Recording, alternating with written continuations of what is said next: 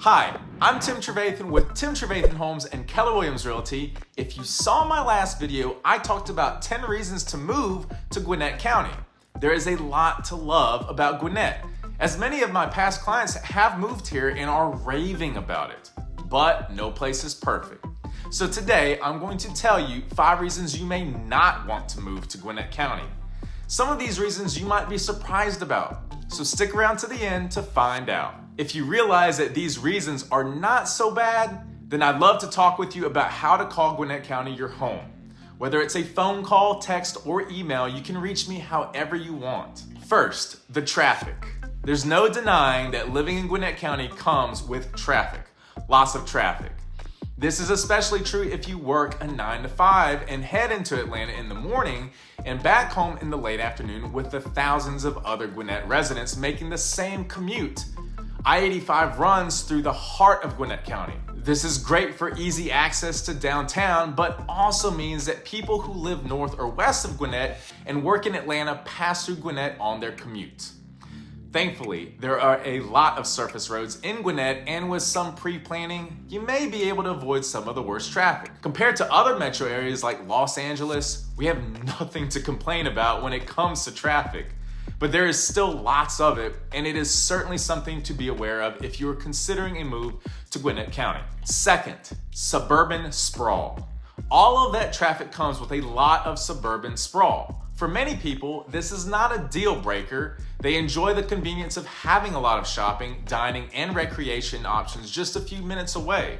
However, Gwinnett may not be for you if you would prefer wide open spaces. Developers have been in Gwinnett for decades with no signs of stopping anytime soon.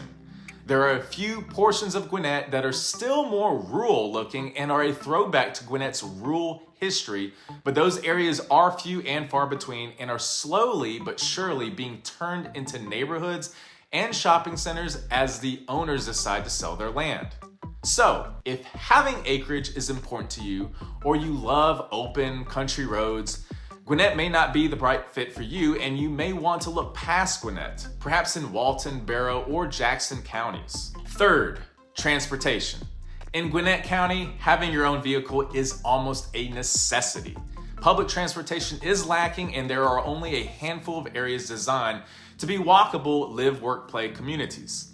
Gwinnett County Transit does offer bus service, but routes are primarily centered around the I-85 corridor and don't run throughout the entire county. Dedicated bike lanes are few and far between, and heavy traffic makes commuting by bike a potentially dangerous option. Not to mention bikes are not allowed on the interstate, of course. If you are hoping to walk rather than drive when possible, you'll want to look at homes in the Swanee Town Center, downtown Duluth, downtown Norcross, and downtown Lawrenceville areas. Unless your job is also in those areas, you won't be able to walk to work, but you'll be able to walk to several dining, entertainment, and recreation options. However, in the rest of the county, you'll need a car to go pretty much anywhere outside of your own neighborhood. Fourth, schools. You may be asking, but Tim, on your last video, you listed schools as a reason to move to Gwinnett. How can schools also be a reason not to move to Gwinnett? That is a great question, and I'm glad you asked.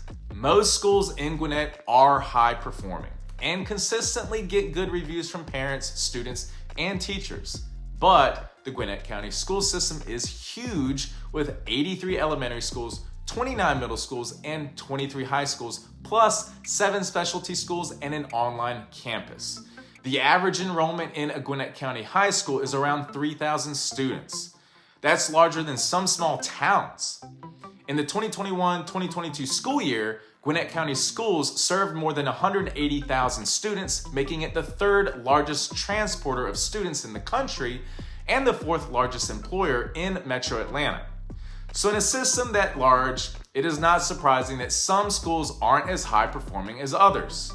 For context, Shiloh High School is the lowest ranked of the traditional high schools in Gwinnett. In 2022, it was ranked number 231 in the entire state, still putting it in the highest 50% of schools, which isn't bad at all. But in comparison, North Gwinnett is top ranked traditional high school in Gwinnett and ranked number 16 in the state. But in comparison, North Gwinnett is the top ranked traditional high school in Gwinnett and ranked number 16 in the state. Also, because the schools tend to be so large, sometimes it can be easy to get lost in the crowd. But the size of the schools also come with some pretty amazing resources and well-equipped schools. Bottom line, if you plan to enroll your children in public school, do your own research on the schools in the areas where you are looking to see if you are a good fit for your family. And I will be doing a video on that in the future. Fifth and finally, affordability. Gwinnett County is not the cheapest place to live. If you have a large budget, then yes, there are some wonderful options for you in Gwinnett County. But if you're trying to get into a starter home, those have become increasingly expensive over the past 2 years in particular. If you're looking for the combination of move-in ready and at a lower price point, you'll probably want to look outside of Gwinnett County in one of the neighboring more rural counties. If you are willing to put in some sweat equity or have the budget to pay for updates and repairs, you can still find some great homes in Gwinnett in the lower price ranges. Many of the older areas in Gwinnett cities are undergoing a revitalization. On the one hand, it is great for property values, but the downside is as the downtown areas develop, nearby homes become more expensive.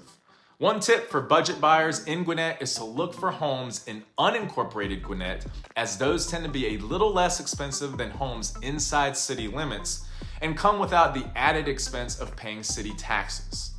To wrap up, Gwinnett is a great place to live, but it isn't for everyone.